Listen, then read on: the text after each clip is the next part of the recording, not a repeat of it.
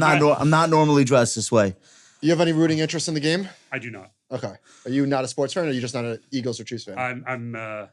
I spend don't have a lot of time for sports. Good for you. But I would probably be rooting for the Eagles against the Chiefs. You would just because geographically. Just because what? Well, we have. Well, first of all, we have an operation in Philadelphia. Okay. Yes. And they're a great goal, and those are good guys on our high yield side. They were all rooting for the Eagles. There are no good guys, Eagles fans. I'm sorry. Those are the Eagles. I don't like them. This is so exciting. So I have a lot of stuff in the doc about T. Rowe Price in general. Sure. Which I think it's a great story. The one of the longest lived asset management firms in America. Yeah. Okay. And go ahead. Our best and worst guests don't bring a computer, so we'll let you know how you did after the show. Yeah. Okay. David's gonna kill it. All right. So we put the headphones on.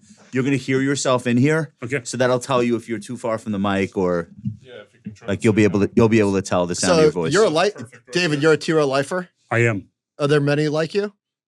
There are. Yeah. There are some who've only worked at T. Rowe. That's a sign of a good company. There's like a few in financial services that the average tenure is just like forever. Yeah. I think that's it's kind of place that you want to be. You like the people, you like the atmosphere, you like the culture, and no reason to leave.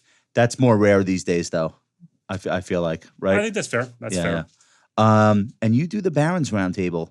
What was your first year on the Roundtable? Oh boy, that was I think either 2021. 2021. Yeah, 2021. Okay. Did they do that one remotely?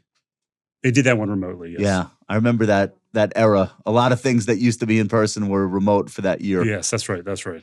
But I think it was important. You want to get it done. You want to not skip a year. You want the continuity. Yeah. That we're still doing this. And then they moved to like a half year format. So now they do the 6-month update. Yeah, the 6-month update's not in person though. Okay. So we just do that. We just do that remotely. So can you tell me a little bit about what that's like behind the scenes? Because I've been reading Barron's since 1998. So I've always been curious. Everybody gets together in like a ballroom somewhere. Yeah. There's photographers. A lot of picture taking. Okay. There are so many of you though.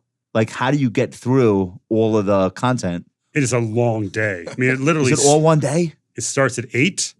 And we kind of ended dinner at 9. Oh wow! So it is a long day with a lot of photos in the middle. Now, does Mario prolong it, or does he like keep his comments a little bit shorter? No, he's fair. He's fair. Okay.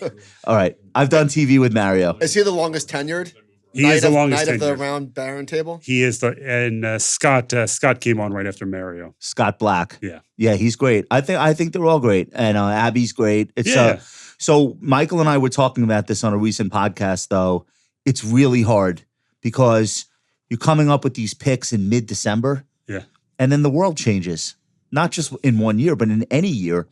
And you guys don't have the opportunity to like log back in and make any changes to what you were doing. So you kind of like, if you like a stock in December, that's what you're riding for the year. Yeah, we do it. So we usually do like the first week of January. So okay. So the first week out, you get 1/3 of the recommendations. So this time I was the third. So once I think we had Rivety in at like 103. It was or 113. It was 120 when the public sees. So there's a lag effect. Basically like I don't know, probably 3 weeks essentially between. Yeah, but you have to live with that like till December. That's fine. That's fine. It is? That's fine. Okay, We're not. You're not rapidly changing your portfolio anyway in real life. So No. that's the reality that you live with to begin with. Absolutely. Okay. Are there certain types of investment strategies that approach, obviously short-term trading, but like certain types of investments that you wouldn't bring to the round table that you would own in a fund just because you might have to make a decision to get out of it before a year is up? Well, I think, first of all, I think we would, you never know what's going to happen. There are situations where like, you recommend GE 1 year and it goes nowhere, then it goes up a ton. So I think you have flexibility. I never know which of my names is going to work and which of them is not going to work. They asked for your best idea. It's your best idea. But I guess what I'm asking is you might have an idea that you think is your best idea, but you don't want to be married to it for the full year because something might change. Yeah. Whereas something else you're like is a pretty low bet that I'm going to get out of this. Let's use this stock. No, we really look. We as a team. I have a team of 3 APMs, and we talk about it as a team, and we what are our highest conviction ideas. Okay, and let's share those with the group. I think it's great. And David, you're on the. You know what we call the show? We call it TCAF. Okay. Yeah, that's the other thing. I wanted to talk to you about copyright infringement. When did you launch your TCAF ETF? I think we were first. We might have beat you. Gosh. We're all friends in this room. I didn't even think about that. When did you launch though? Seriously, we're going to talk about it later. June of 23. Oh, you're definitely going to be in litigation. Okay. We started the podcast in 21. When did it come to our attention that there was a TCAF ETF? Graham brought it to me like 2 years ago. I guess when you launched it. Well, listen, when you do well, we take credit for it. Absolutely. So it's all good. and when you don't, we disown it. All right, we ready to go? This is an important man sitting across from us. Claps are coming in. We got the compound and friends. Episode 177. Today's show is brought to you by Themes ETFs. Themes ETFs seek to provide a way to own the opportunities that are shaping the future and moving markets, with expense ratios 40% lower than the average charged by competitors. The current offering at Themes ETFs spans both cutting-edge technologies and traditional industries, with targeted exposure to single stock leveraged ETFs. Specific ETFs include WISE, which is their generative AI ETF, Uranium, and GSIB, that's Global Systemically Important Banks. To learn more and access important risk disclosures, visit themesetfs.com. 177, ladies and gentlemen, welcome to the Compound and Friends. Welcome to all the first-time listeners. We appreciate you. If you just discovered the show, this is America's very best investing and financial podcast. My name is Downtown Josh Brown. With me, as always, my co-host, Michael Batnick. Michael, say hello to the folks. Hello. All right, and we have a full house here today. Daniel's here, Duncan, John, Nicole is here. How you guys feeling? Feeling good? Feeling good. Podcasting is an audio medium. How are you feeling, Duncan? Feeling great. All right, the nodding doesn't really help most of the viewers. All right, and we have a very special guest, first-time appearance here on the Compound and Friends, staring at me bewildered. What in God's name did I say yes to? His name is David Giroux, and David is a portfolio manager for the Capital Appreciation Strategy, including the Capital Appreciation Fund and the Capital Appreciation ETF, equity ETF, and co-portfolio manager for the Capital Appreciation and Income Fund at Rowe Price Investment Management. David, welcome to the firm. Thanks for having me. I'm going to tell you some other things about yourself. You are also the head of investment strategy and the chief investment officer for Rowe Price Investment Management. So that's like an umbrella title. You're the guy. I guess so. Okay. 6-time nominee, 2-time winner of Morningstar's Outstanding Portfolio Manager of the Year Award in your category, which is moderate allocation. And your fund has won 22 Best Fund Awards from Lipper. Quite a resume, sir. Yeah, thank you. I appreciate that. Which of those are you most proud of? The Lipper, the Morningstar? Like, what are you? I know you don't do it for like to win awards, but what were you the most excited about? I don't know. I think the Lipper Awards, the quantity is the consistency. The there. amount. That's the pretty. amount. I mean, it's the amount. Yeah, absolutely. Is there anyone else that is always in the running for the same thing, and you keep beating them, or does the category change a lot? I think there's about 100 funds in the strategy, and it's just basically who has the best performing in 3, 5, or 10 year periods. Oh, it's not subjective. It's like not. You can't take somebody out to lunch or anything. I don't think so. Okay. All right. So you're crushing the field. That's 22 years. That's yes. Brady-esque. Who would you say is your biggest rival? Name names. I don't think. I don't think we have a rival that I'm aware of. Not like a direct head-to-head rival. Yes, you do. S&P. Yeah. That's true. Okay. I want to ask you a little bit about Rowe Price because you've been there for a long time. When did you start? 98. Okay. Rowe Price has been around since the 1930s. And it's one of these fund companies that came along in the wake of the Depression and the crash of 29.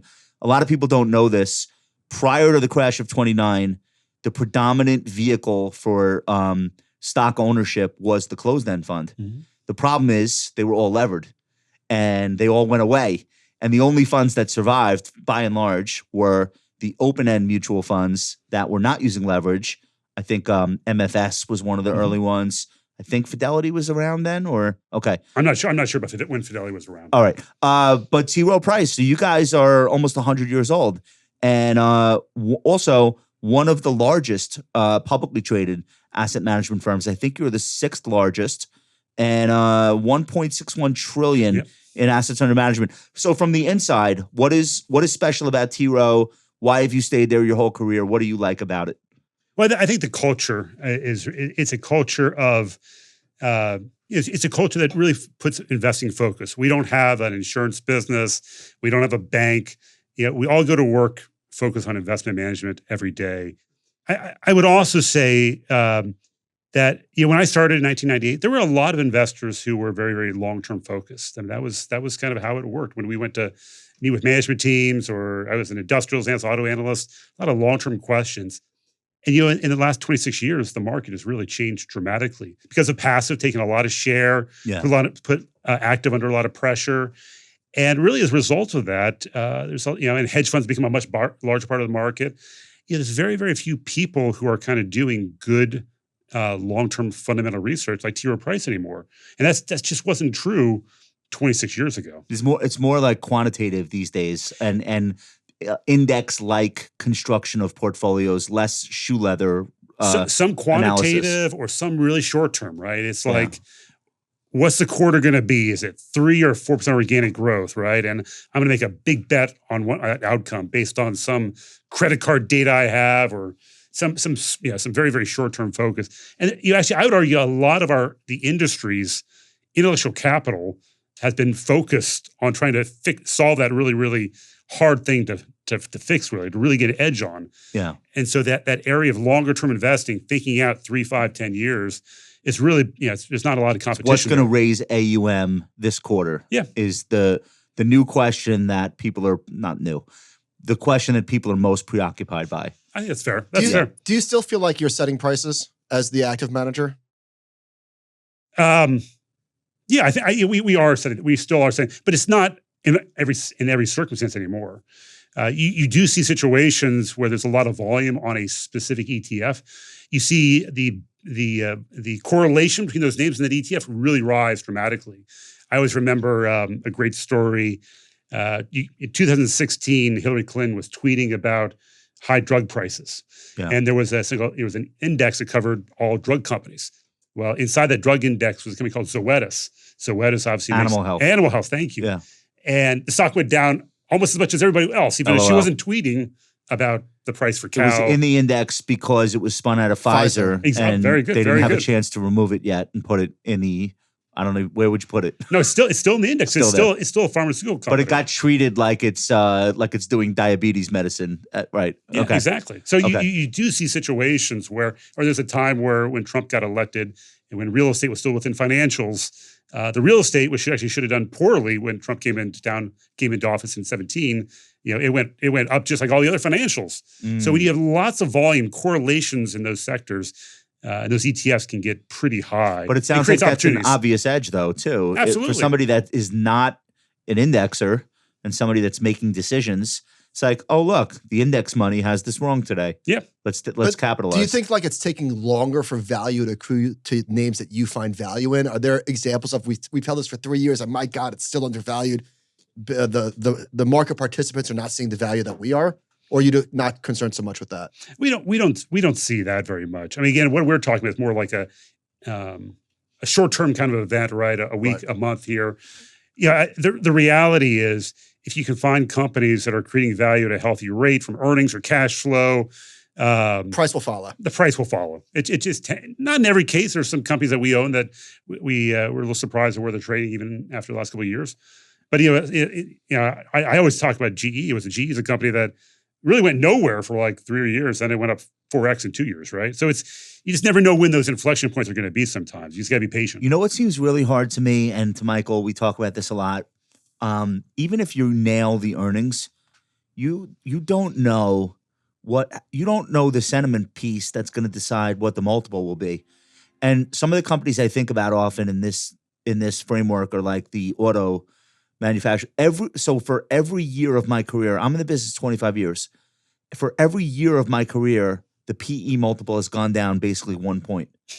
And now they're 6. Yeah. But when I started in the business, they were 20. Yeah. Like in a good year. Yeah. And that's when Chrysler was DCX, Daimler, Chrysler. So like you can get the earnings right in those companies year after year, but no one's going to tell you we used to value these things at a market multiple 16 to 20, and now they're going to be 6 on the way to, I don't know, 1 times earnings. So how do you know? Because when you say like if you get the fundamentals right, eventually the value will accrue. Sometimes no, though. Well, think about what causes a company's multiple to compress dramatically over time. Margins? It could be margins. Disruption risk. Just disruption risk, the growth rate slowing, increased competition, poor cap allocation. So they have all of those things. Yeah, you would have all those things or multiple of those things kind of drive multiples lower, right? If you have a company that doesn't have any of those things, right, the odds that you'll wake up in 5 years and the multiple's 5 points lower tend to be pretty low. Yeah. So just try to, again, I always think about my job. My job is thinking about earnings power 5 years out and think about where is that multiple likely to go? Why is the multiples go higher when organic growth gets higher, cash flow conversion gets better, management gets better. You want the double whammy in many cases of multiple expansion plus kind of nice earnings growth. Some of our big winners, the Thermo Fishers of the world, the Riveti's of the world, Marsh McLennan that had that, we bought them at 12 or 13 times. They compounded earnings at a 12, 13% clip, but then also their multiples got re-rated. And they got re-rated. And that's where you generate kind of high teens kind of returns. So I wanted to ask you about your category in particular. Your fund is in the moderate allocation category. You have T. Rowe is about 42% in individual investors, 58% institutional investors. Do both of those groups utilize a moderate allocation fund in the same way? What's the pitch to somebody allocating a portfolio? Why they should include the capital appreciation strategy that you manage?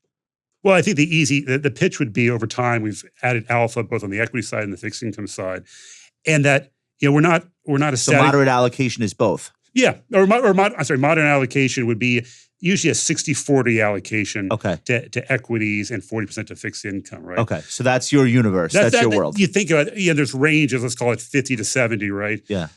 Some of the more conservative would be more like 30 to 50. Okay. So I would say, the argument would be, hey, we've added alpha over time on the equity side, added alpha on the fixed income side. And we don't also have a static portfolio. Right? When equities get really cheap, like they did during COVID or during the end of 18 or during 2011, we can increase the equity weight and reduce the fixed income weight. So you have 3 ways. You can beat, your stocks can beat the stock market. Exactly. Your bonds can beat the bond market. And you can beat the 60-40 by going 70-30, 80-20. At opportune times. At the right moment. Yeah. Okay. All right. It's a great way of thinking about it.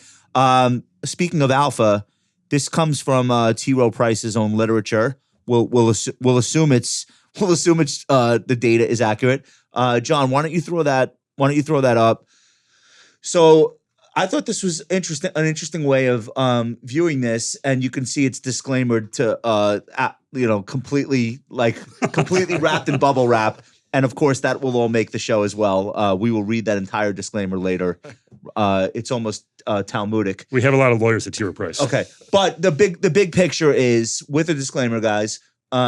This says more return than comparable passive funds across more periods. This looks at 10-year periods rolled monthly over the last 20 years, ended June 2024. T. Rowe Price has outperformed passive in those 10-year periods by has outperformed 70% of not passive, 70% of pure funds, and then it's beaten passive. What's this other one saying? Average additional return over passive pure funds across all periods analyzed 0.83%. I guess that speaks to the research process at T. Rowe, the longer term focus. What else is in that secret sauce that enables you guys to be able to do that? It's pretty impressive. Yeah, again, I think it's focus it's having a little bit. We're doing something different than everybody else, right? Yeah. We're not in the game of trying to call the quarter. We're not trying to decide if organic growth is going to be 3.5 or 4. We're not shorting stocks.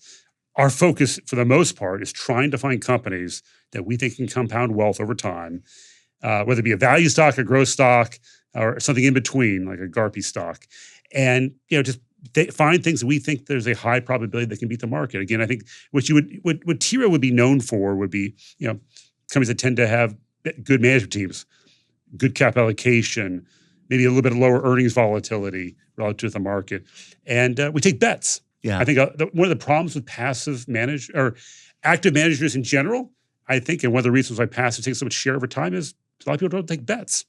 It's really hard to beat the peers and overcome your fee structure if you're not making bets. I make bets. Most of the people at T. Rowe Price makes bets.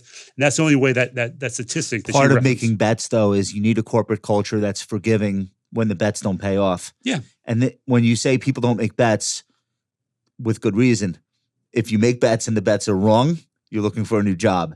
So you need a corporate culture that allows you to make a mistake or have the wrong weighting or something like that. That's definitely critical. Exactly. And I think what you have to, is there a process error, or is it just some kind of, did you make a process error, or was it just, hey, it's a gumball machine, there's 7 red balls and there's 6 blue balls, and and a blue ball unfortunately came out, right? Yeah.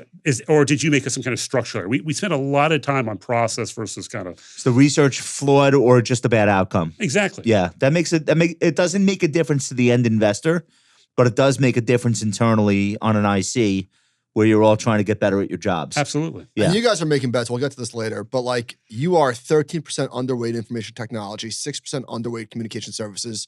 And those have been the drivers of returns for the past couple of years. So you guys are not shy about having conviction. I will say, I think that we are actually, again, sometimes because we are a balanced strategy, sometimes those numbers might be skewed by our fixed income exposure. So I apologize for that. So what you would find today is we are moderately overweight information technology, but you would see a very large underweight to financials. Where financials have rallied dramatically, Still rallying. Yeah. Traded very high valuations. And we don't. We were buying Goldman Sachs a little more than tangible book value. Goldman Sachs ain't selling for that anymore. At 2 times tangible book value, it doesn't look that good to us, right? All right, we're gonna do some stocks later. I want to start with. I don't want to bury the lead. So I read the Barron's Roundtable, and there were several people on there that are not bullish at the moment, and you're one of them. And I don't know, what did you pick out from the stuff that David was quoted as saying? It's credit to you. It's interesting to see a portfolio manager, long only, asset manager, and I don't want to read what you wrote, but lay out the case. Why are you seeing things a little bit glass half full coming into the year? I'm sorry, half empty. Yeah. And did you get any calls from corporate like David? What are you missing? You're missing the game here. We're trying to raise money in stocks. No. Okay. I think they let me say what I need to say. Okay. We want to hear the case directly from the horse's mouth. Absolutely. So one of the mistakes I think a lot of people make is when they talk about the market, they'll just say, "Hey, the market's 22 times, right? That's expensive versus history." The mistake I think a lot of people make, though, is that the market mix has changed dramatically. Back in 2006, when I first started measuring the cap appreciation strategy, 45% of earnings came from financials, energy, and materials. Wow. Very low multiple sectors. All right. 45% of earnings. Today, it's like half, not half, but 25%. So not apples to apples. It's not apples to apples. The mix of the market has changed dramatically. Yeah. So you just can't compare, just like you can't compare the market when the market was driven by railroads, a long time ago, or auto companies. It's ludicrous. You have to compare apples. And so the way we look at it, we kind of divide the market up into different buckets, right? Traditional growth stocks, about 44% of the S&P 500. They're trading about 32 times earnings versus historical 29 times earnings. So a little expensive, but not crazy. Because you're comparing growth stocks to growth stocks. Growth, exactly. Over a reasonable period of time. But heavy cyclical companies, like companies that will have earnings down 20% in recession, banks, maybe some asset managers, regional banks. They're trading about 17 times earnings, and the last 10 years is 12 to 13 times. It's about what are they pricing in? They're pricing mass in deregulation and lower rates. they're pricing in. Actually, they're pricing in higher rates. Stay higher. The economy is great, and that The banks like higher rates, not lower rates. They do like higher people rates. don't understand this, and we all have to relearn it every few years. They do like higher rates, and they are, their fundamentals right now are very good. But you're getting kind of close to what net interest margin is basically the difference between what you get on your deposits from the bank and what they loan out. And that NIM, if you will, is getting close to kind of record highs. And so you have a weird situation with the banks. You're kind of putting a peak multiple on peak earnings. Not exactly. You get there in 26. But when a bank that historically trades for 9 or 10 times earnings is trading at 13 or 14 times, not just 13 to 14 times normal, 13 to 14 times a peak. Here's how that's a little scary. Here's how I'd argue with you, though. Is JP Morgan a bank, or is it an asset manager, or is it a wealth manager, or is it you know what I mean? Like it's a bank. Because you talk about apples, and I understand it's a bank, but I'm saying, did the banks have these businesses, and were these businesses as profitable 2 and 3 generations ago when they were 12 times? You're saying they it's did. a very good question, but I would argue, even if you go back 5 or 6 years, this is not. I think anytime there's something that someone throws out a number, it's really important to think about the context around that. And I think your point's a good one. But JP Morgan had the treasury management business back in 06. It had asset management back in 06. I think it's much bigger now, though. I think they've historically generated about half of their profits from kind of net interest income, and about half the profits. I'm not sure it's dramatically different. I mean, they've grown loans a lot faster, so that's kind of driven net interest income. Well, their dominant position in the market is a lot different. I guess like 15 years ago, Bank of America didn't own Merrill Lynch. JP Morgan hadn't gone as far in securities wealth management as they are now. That I'm not saying they're not banks. I guess what I would think is, if ever you were to re-rate these banks, maybe this would be the time, because of how far they've gotten into some of these other businesses. Well, I think the business set issues for JP Morgan has become much bigger versus 06 as the investment bank.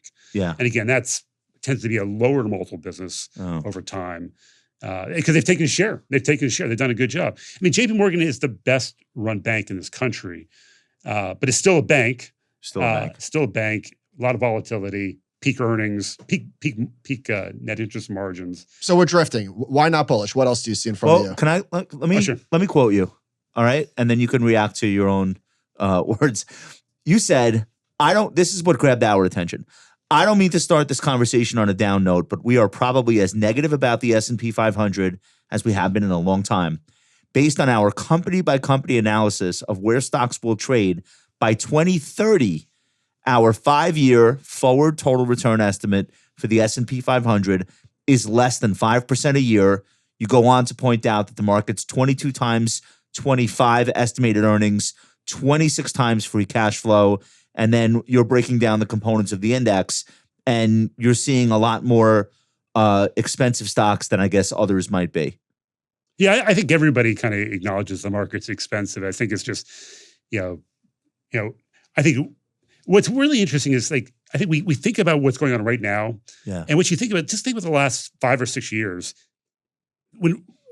Just because things feel good today, they may feel horrible in a year. Oh, sure. Think about the switch flips real fast too. And so the market is a lot of extrapolators, I like to say. And you're extrapolating things feel good today. They're always going to feel good. During COVID, they feel bad. They're always going to feel bad, right? And it's just, the future is far more uncertain than the market and most market participants understand. And so when you're paying a high multiple for things feeling good today, what's going to is, you shouldn't be convinced that things are going to feel good in a year or 2 years in the future. I mean, at the end of 17, everybody felt like great about the economy. We had Texas coming, market was down in 18, right? And at the end of 18, we thought we were going to go into recession. And then people thought, we're going into recession. Oh, no, 19, no recession. 19 was a big year. Market was like 29, 30%, right? Everything's great. COVID, right? World's going to end. Oh, the market's up 15%. Growth's going to take over the world at the end of 21. Growth's dead at the end of 22. Now growth's back on. It's just, if you think about, if you put all your eggs in the basket of, like, I'm going to bet on what's working right now, systematically, that kind of momentum style, that's a money loser. It's a very human trait. There's a great George Orwell quote that comes to mind. And it's about politics, but if you just close your eyes and think about this as an investor, it's almost too perfect. He said power worship blurs political judgment because it leads almost unavoidably to the belief that present trends will continue. Yeah. Whoever is winning at the moment will always seem to be invincible. And, he thought if the Japanese have conquered South Asia, they'll keep South Asia forever. If the Germans capture Tobruk, infallibly, they'll get Cairo. If the Russians are in Berlin, not long till they're in London. This habit of mine leads also to the belief that things will happen more quickly, completely, and catastrophically than they ever do in practice. That quote came to mind this week in a political context. It looks like Elon is like very rapidly running through government until he basically pulls every lever. But if you think about that from an investing standpoint, right at this moment, it feels like to be out of stocks, especially be out of growth stocks, it's like, what are you looking at? Like, what are you even paying attention to? How could you be out? And it always feels that way in those moments. It does. Where it's about to change. And that's why we're not trying to predict where a stock's going to be today or tomorrow or next week. We have no edge at all. But you're talking about a 5-year forward total return estimate of less than 5%. How do you calculate that? We literally go through the top 100 companies in the market, plus another 50 companies that we model as a team already because we own the stocks. And then we do a couple sectors that are a little bit easier, like staples or utilities or energy based on our energy price assumptions. And we basically build models out for all those areas, the sector or the company. We look at, earnings 25 through 30.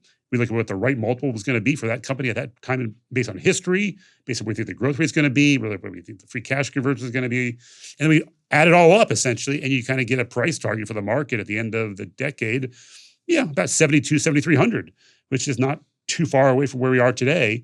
And that's and again, when we were doing that analysis in the summer of 2022, when everybody was the economy's definitely going to go into a recession, every celebrity CEO was calling for a recession, that kind of analysis was spit out like a 12, 30% kind of return. What could make you wrong about that return assumption? AI being more profitable for the rest of the market, or oil prices sustainably lower because of something the Trump administration does to create more supply. Corporate taxes. Corporate tax rates going into the teens. Like what would make you say, you know what? I don't think it's 5% a year anymore.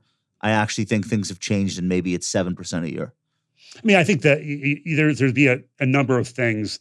Let's say our AI assumption for 30 is for GPUs instead of 300 billion is 600 billion, right? Okay. That moves the needle on a company. So that would be if I said the market that is going to be 120 billion this year goes to 600 billion dollars, that would move the needle. That would if the productivity from AI is so massive, to your point, that it drives unemployment from 4 to 7, but it drives margins for companies dramatically higher in substituting labor for software or software for labor. That could be positive. Well, you have a name in your portfolio that most people are not thinking of as an AI name, but it's an automation name. And the AI and automation themes are going to merge. Physical AI will be the buzzword of, I think, the next half of the decade. Yeah. Rockwell Automation. I own some robotics related stuff. Or you have a name in what you wrote about. There is a universe though where this AI fever spreads to like actual corporate profits, and people are like, "Hey, remember all that investing we did in GPUs and cloud compute? Well, here's what it turned into. We're beating earnings on a regular basis now by 5-10%. Structurally, you could see where you would say, oh, maybe people weren't too bullish at the end of 2024.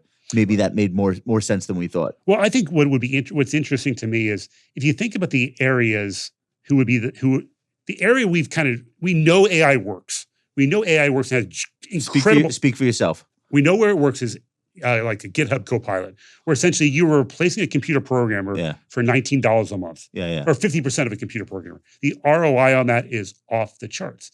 And so what you would say is there are sectors, which we're overweight, by the way, where you'd say that have a lot of programmers, where their margins could be, and maybe will already are starting to show some signs that that's actually a positive. Software companies have the largest amount of their revenue or their cost structure potentially to be positively impacted by AI.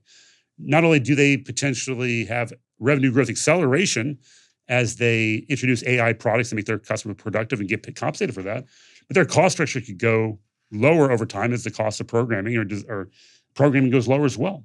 Do you think that's behind the software rally of the fourth quarter of last year? Is people saying no matter how many chips people buy, the cost of running a software company is going to trend lower because of ubiquitous AI? I don't think it is. I think honestly, there was just a sense that first, sometimes in any sector where there's one dominant theme, people just chase that dominant theme and they get left. A lot of really good companies get left behind. And software companies just got left behind.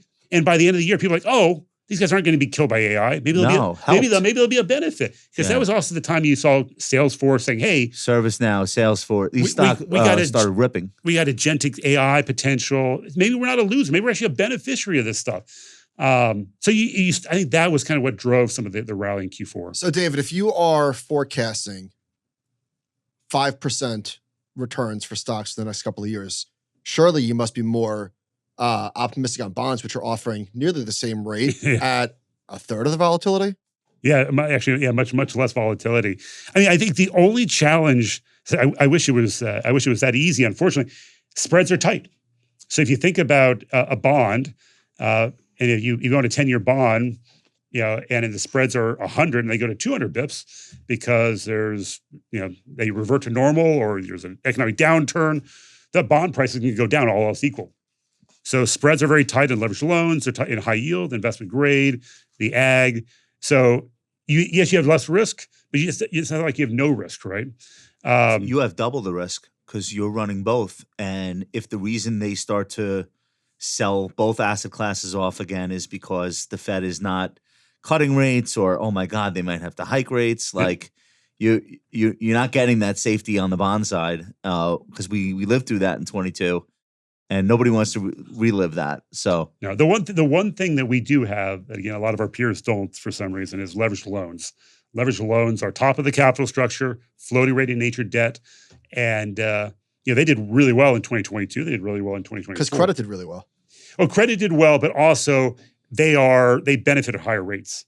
They're the one thing in fixed income when rates go higher. Floating rate, exactly. Yeah. So you get if rates go from let's say rates go from how are you getting your loans exposure? You're not buying an ETF. No, we're buying loans. You're like out in the market buying loans. Yeah, as part of your fixed income. There's a $1 trillion term loan B leveraged loan market that we invest in. So David, I don't know about your mandate, but T. Rowe has been involved in privately traded equities, privately traded companies in the past. Where do you stand on private credit, which is an exploding category? It is. And it seems like a decent fit for your strategy.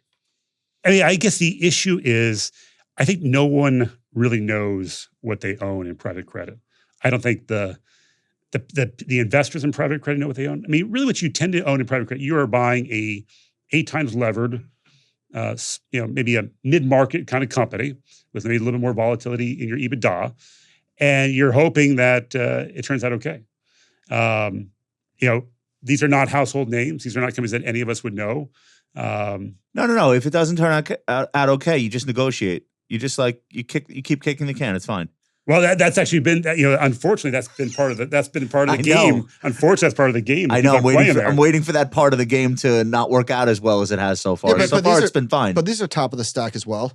They are top of the stack. But again, if you're levered 8 times and you have an asset that's worth 10 times, and your EBITDA falls 40%, your fixed income is kind of underwater, right? Very, very easily. Yeah. So you got to make sure that and also the other thing about private credit is what we're seeing is that, in 21 and 22 and 23, the traditional leveraged loan market kind of pulled back from the market. So credits that should have gone to the term loan B market went to the private credit market, and you're seeing repricings there. So, some of these guys in private credit were getting, S plus or SOFR plus 600, 650, 700. What is it now, 400?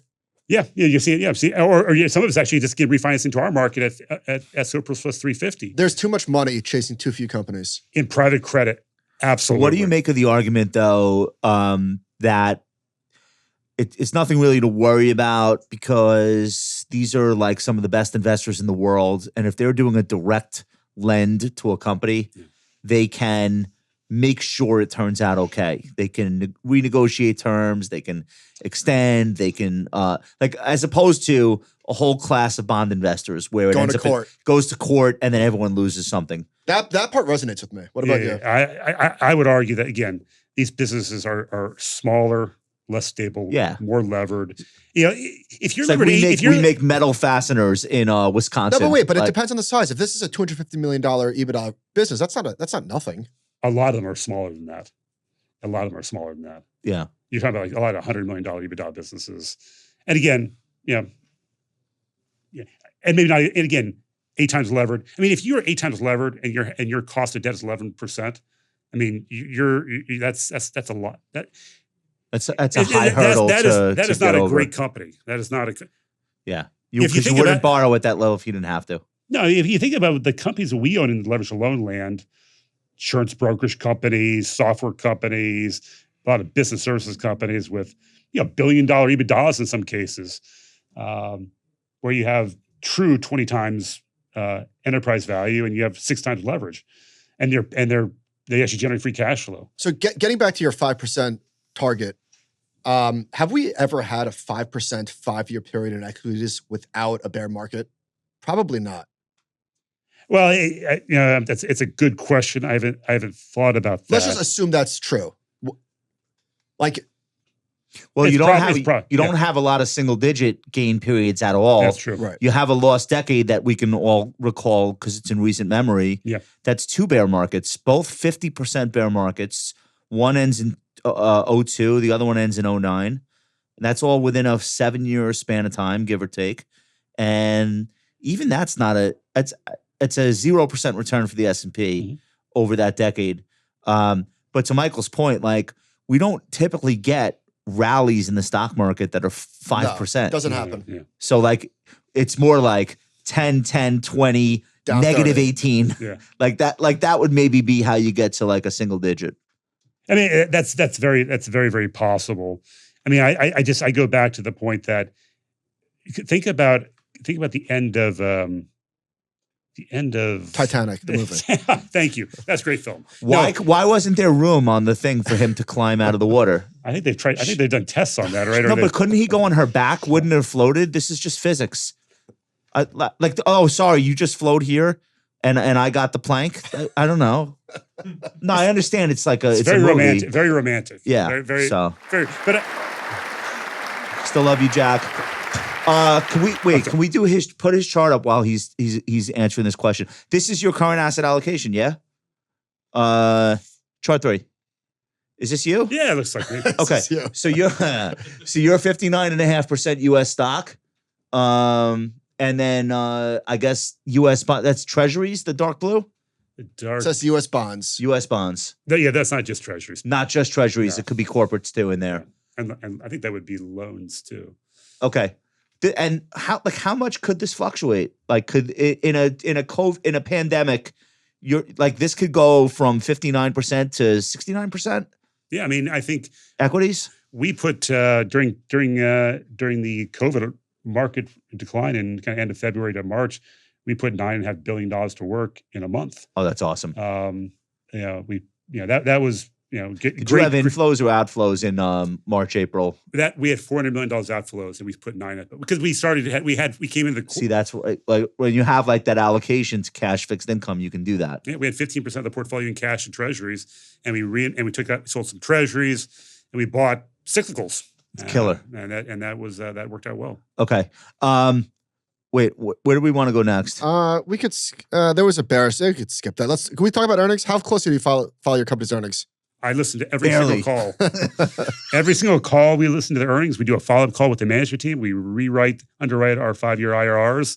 So I'll do 135 of those. You talk to sell-side analysts who are participants in those Q&As? Yeah, we do. do. You will talk to them? Yeah. Okay. But you're going to listen to the call too. You're not going to rely on just sell-side research on your names. No. You guys are on everything. Yeah, my job, even though I'm a portfolio manager, is I'm the guy in charge of building the 5-year IRRs for the utility space. Yeah. So we all the members of the team have our real job is being analysts. You know what I always wondered? How come most of the questions asked on conference calls are from the sell side, and really only mid and small cap do you hear buy side? Yeah. And that's only because there aren't any analysts covering them anymore. Yeah, it's Have funny. you ever wondered that? When I was a young analyst covering industrials, no one told me that. So I just used to get on conference calls all the time and ask questions. You could probably go back. Press 2 and just start talking. I would. I did it all the time. And then someone came and said, "No one does it, Dave. What are you doing?" So Do you ask questions now? No, I don't ask questions down. Okay. he's too big for that. Okay. I don't want to give away what we're thinking. Well, that was my. We're going to go there later when we talk about active ETFs versus. Yeah. But we'll talk about that later. But to Michael's point, we have a chart: price reaction to beats misses. I think we're 2/3 of the way through earnings season, give or take. Right. So nothing particularly interesting on the miss side, but stocks that are beating their EPS are not getting rewarded. So I don't know what the average is, but they're on average they're rising 3 basis points, which is nothing compared to the 1.16 the prior quarter, 1.48 the quarter before that. So misses are getting punished as they normally do, but beats are not getting rewarded, which speaks to the fact that valuations are rich. Maybe we could use a pause here. Just I think expectations are high. Yeah. And so It's right. That would be why that would happen. Yep, exactly. Okay. I want to throw up another chart. This is not earnings per se, but I thought it was really interesting. This is from Ed Clisselton, analyst at Ned Davis Research. He shows the percentage of profits from operations for the S&P, the 500, the 400, and the 600. So the large, the mid, and the small. And he says a reminder that small caps get about the same percent of profits from overseas as large caps, not the domestic safe haven they used to be. And I saw this and I was like, whoa, what? Nobody knows that. Because I don't know that. We always talk about how the smaller companies are more levered to domestic policies and fluctuations. And okay, that's wrong. That's just not true anymore. I'm surprised by that. Because the index for the small cap indexes have a lot more REITs and stuff like that, more financials, which would be more U.S. focused. So Maybe it's the industrials in the small caps. It must be more industrials versus because you don't really have tech there in any major way. No. So I think the large story around parts of the market that you cover, David, are the re-ratings higher, and is the market giving them too much benefit of the doubt in terms of anticipating expanding margins from the advent of AI? Do you think it's just gone too far? For the market thinking about it, I apologize. I was still fascinated by this chart. Maybe repeat the first part of the So one of the things that we've seen in a lot of areas that you cover, because you're not just a Mag 7 guy, you have all sorts of areas in your portfolio. A lot of these companies are getting re-rated higher in the anticipation of margin expansion from more productivity gains from AI. Mm. So, I mean, that's the story. I think some of that is, but I think some of it is just that, people think the economy is going to get better, and they want to own things that have exposure to that. They think the consumer is going to get better, so they're willing to pay 49 times for Costco versus normally paying 35 times. But what if it's simpler than that? There's just not enough stocks. You and I come from the 1900s.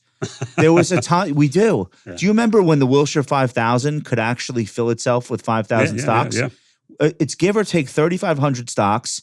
If you pull out the SPACs and sub $500 million companies that most people can't even invest in, it's like 2,000 stocks. Yep. So isn't it just as simple as there's multiple expansion because companies don't come public at the rate they used to, and people still need to own equities, and we've put more money than ever into these vehicles like 401ks. And every 2 weeks, buy. I've been saying this for 12 years. People are like, no. So, all right, so let me get this straight. You think the bottom for the stock market's going to be 10 times earnings like it was historically? It can't. Well, it goes back to what we talked about before. It's mix. I think if you look at the mix, those growth stocks versus history, there's no kind of structural move upward in their multiple. It's just they've been kind of in that same kind of trading range, that let's call it 25 to 35 range. Yeah. So if that thesis was correct, the stock shortage thesis, to be clear, you would see that. You don't see that. You see more of this traditional kind of up and down pattern. Doesn't it explain though multiple trillion-dollar companies occurring at once when before there was never such thing as a trillion-dollar company? I think the trillion-dollar companies are explained by the fact that trillion-dollar companies have, tens upon tens of billion dollars of profits. Okay. What's so interesting about the market, with the exception of Tesla, all those companies are trading for lower multiples today than they did Yeah. 5 years ago. Yeah. Well, let me They ask you this. justified it. So I saw Connor Sen posted this. This is the forward PE for Walmart. Yeah. Why? So it's E-commerce. it's just going straight. I know, but it's straight up. Why? Walmart AI. Well, I mean, The reality with Walmart is has a big chunk of their business consumer discretionary. That is likely to benefit if you have a strong recovery. And this is a company that promised 8% EPS growth forever and never hit it. And now they're doing 10. And the market is, hey, we're willing to pay 49 times for Costco. but Costco too. Why? I think they're massively overvalued. It's the stock shortage. I mean, now it is a stock shortage, but you're gonna this walk out of here thinking age, about it. No, he's walking out here to say sell everything. This can age so poorly because even though I don't want to call it a stock shortage, but Josh, they're buying them back. Josh called it the relentless bid years ago, and he's right. And this is a secular theme. It's not to say that there can't be bear markets because we've had several of them. Yeah. But there is an underpinning, if you zoom out, this is happening. Stocks are getting more expensive. In the 1980s, nobody you knew had a 401k. It is now the predominant vehicle by which America retires. There's no more pensions, no more defined benefit. Everything is defined contribution. But pensions owns a lot of equities too. Right, but they are not as prevalent. Less companies are offering pensions than used to. You're just shifting from pensions to. So here it is. These are the number of millionaires at retirement accounts at Fidelity hitting an all-time high. So it's looking What's at the number? it's looking at 401ks and IRAs. It's a million combined almost. So they all have to buy stock structurally. They have no choice. Americans are underwriting the American economy. Because these companies are then taking their stock and using it as currency to do all these transactions. Actually, most transactions are not done with most are done with debt or the cash. That doesn't fit my narrative. Stop. Sorry. All right, can I read? I want to change gears. That could be the narrative if rates stay high. All right, so I think we could all agree that what I'm saying might be true, but it also might not be true at all. Treasury Secretary Scott Bessent said the Trump administration's focus with regard to bringing down borrowing costs is 10-year Treasury yields rather than the Federal Reserve's benchmark short-term interest rate. This is a Bloomberg story. Quote, he and I are focused on the 10-year Treasury, Bessent said on Fox Business. Quote, he is not calling for the Fed to lower rates. And then when I read that, I said, oh yeah, I haven't heard anything about Trump saying anything to Powell on Twitter or at press conferences. Bessent got in his ear and said, sir, what you really want is to bring down inflation and not worry about the short-term rate. Let's focus on bringing down the price of oil, which would take the intermediate term rate down. Some of the pressure in the system from inflation is showing up in that high 10-year. It's ruining the housing market. Yeah. People can't. Okay, so that's the first time I think we've heard Bessent say something policy-wise, and immediately it sounds like the smartest thing we've heard in 5 years from the Treasury. Not a big Yellen fan. I'm putting my hand up. I want to hear what your take on that is, because that's half your portfolio is affected by those comments. Yeah. I think it's very. I mean, the Treasury yields are a function of the Fed funds futures over a long period of time and some kind of premium at the end, if you will.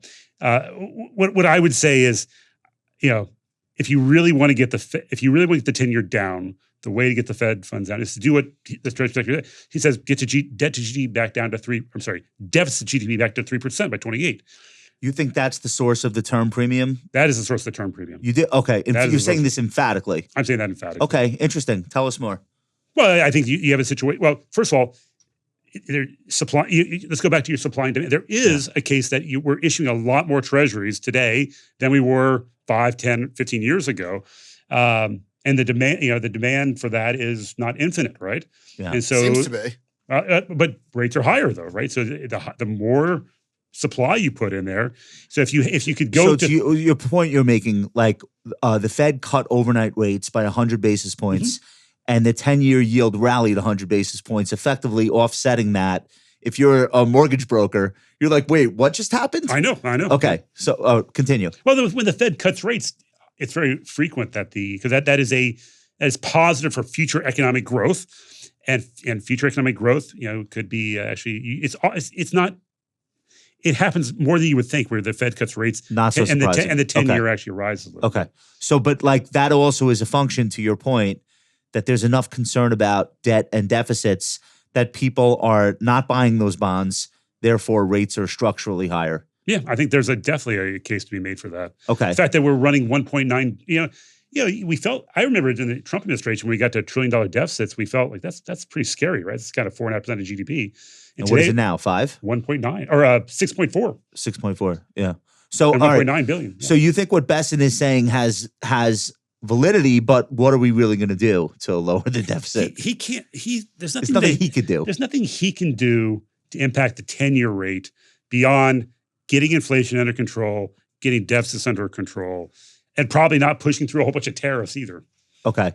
So I think he's got a voice, but I don't think he's pulling the trigger on any of those things. Yep, I agree. Yeah. Okay. David, how much, you listen to 130 calls a quarter. I'm sure you have a pretty good sense of how the economy is doing. Mhm. How much time do you spend on looking at economic data versus just painting the mosaic through these, the companies you follow?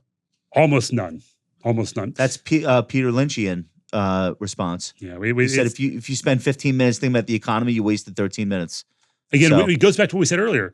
The economy today is not necessarily the economy in a year from today. When the ISM is at 55, where's it likely to be 1 year from now on average? 52. When the ISM is at 48, where's it likely to be 1 year? 52, right? Average over time is 52. It's just, there is a mean reverting tendency to the economy. And so if you're always just, okay, the economy's great, I got to go buy industrials, that's a bad decision. When the ISM is high and the economy's strong, you should be buying utilities. Counterintuitive, but it makes sense, right? ISM is at 47, 46.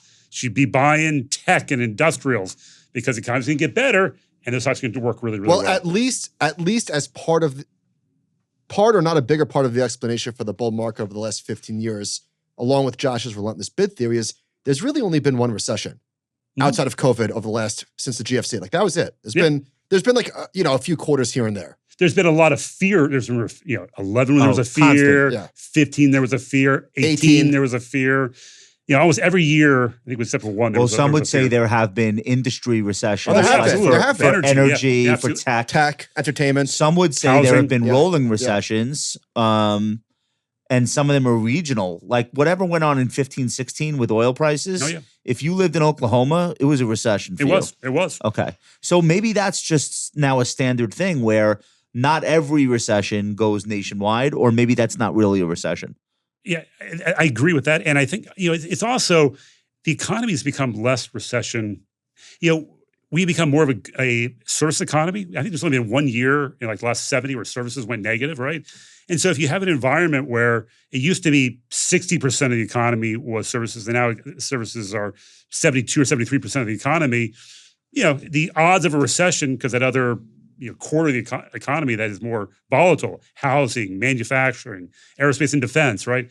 That stuff, it's just become a small part of the base. So the risk of recession goes lower over time. Do you know the smartest people that we've had on the show are all saying some version of what you just said? And I include you in that group. But like Dr. David Kelly was talking about, we're asking like, is it what's the landing? Soft landing, hard landing, no landing. And by the way, I'm not 100% convinced that we're not in a post-cycle economy. Rick Reeder said this. Rick Reeder gave us another version on that, which is in the old days, if they jacked rates up 500 basis points, the manufacturer couldn't borrow money from the bank anymore, which meant inventories would sit there and they would start cutting employees.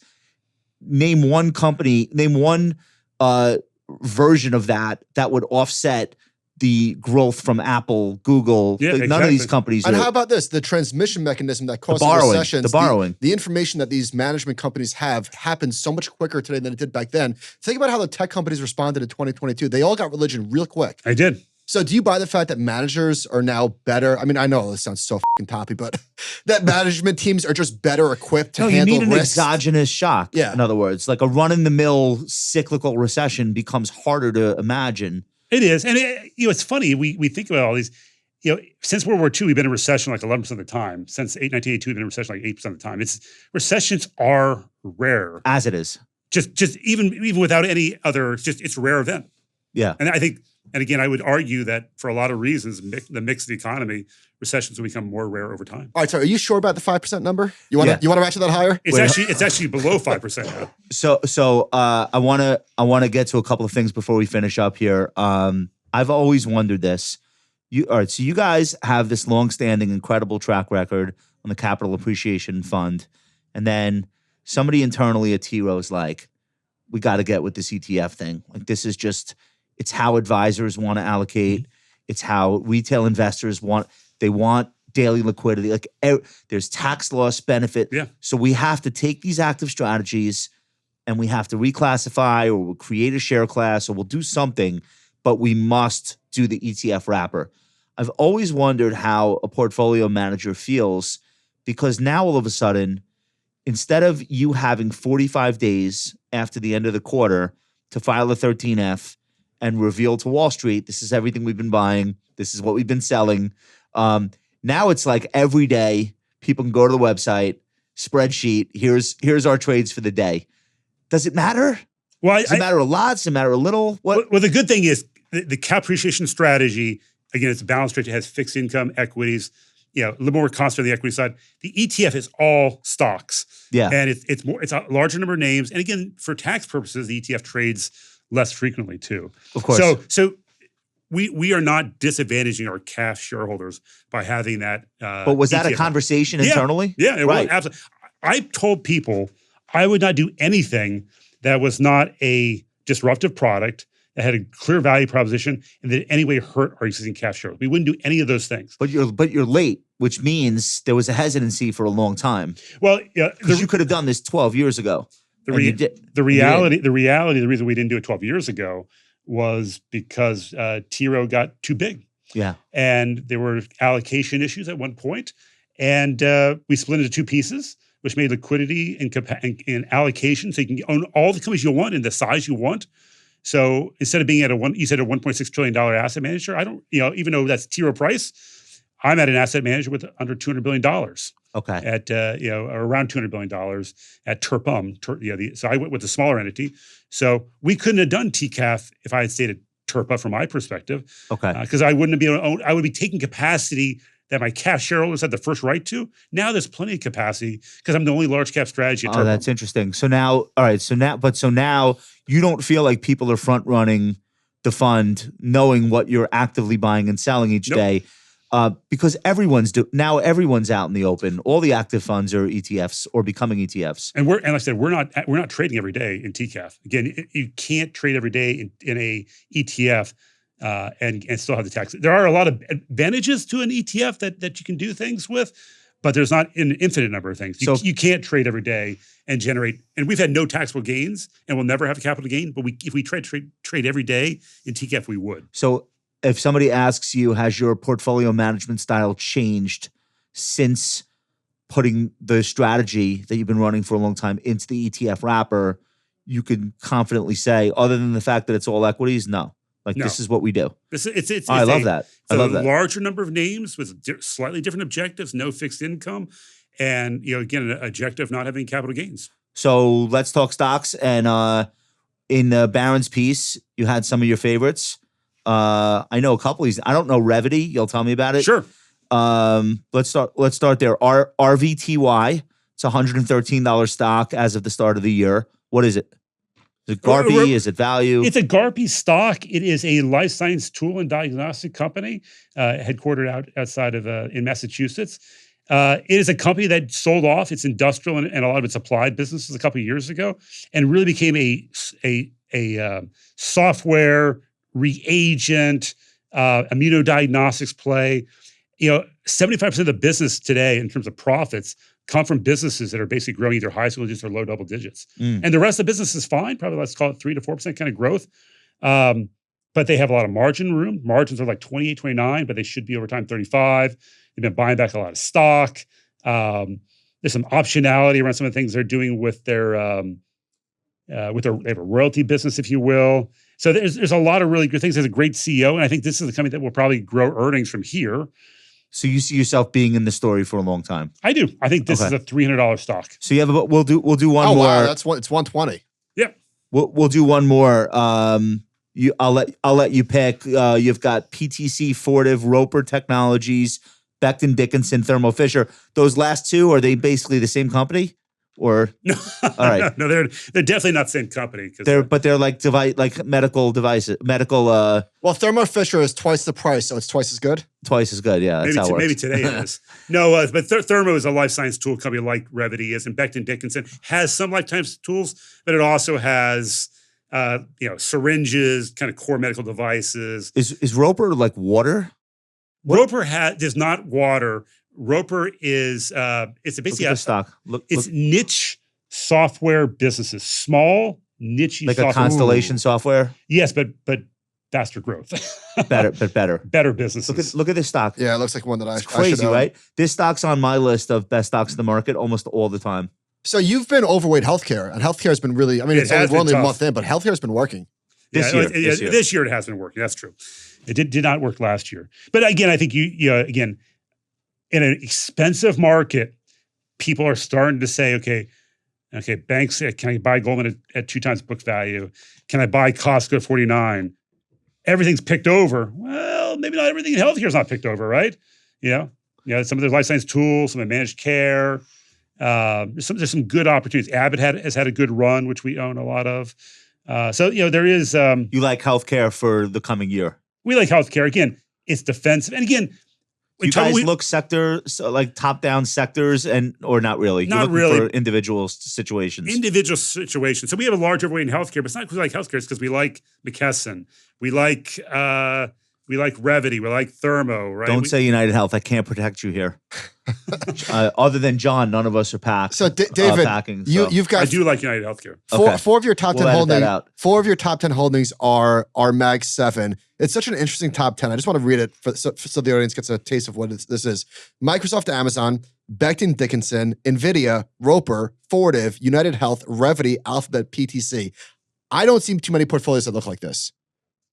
Well, that's maybe why we've outperformed by so much over time. You're one of a kind. Well, you don't mind. You're not afraid to buy the glamour stocks, and they're working. You've done really well with those names. Yeah, I mean, I always think about it relative to the bet size, right?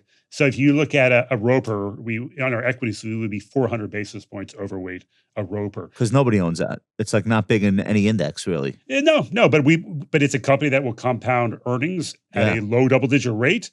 Trading again, it's had a nice rally at the bottom from 513 to 580. But when we were pitching it was almost 20 times free cash flow, which is crazy. Is that in the software sector? It is. They got moved to the software sector when they sold their industrial assets. Because that's why I thought it was a water company.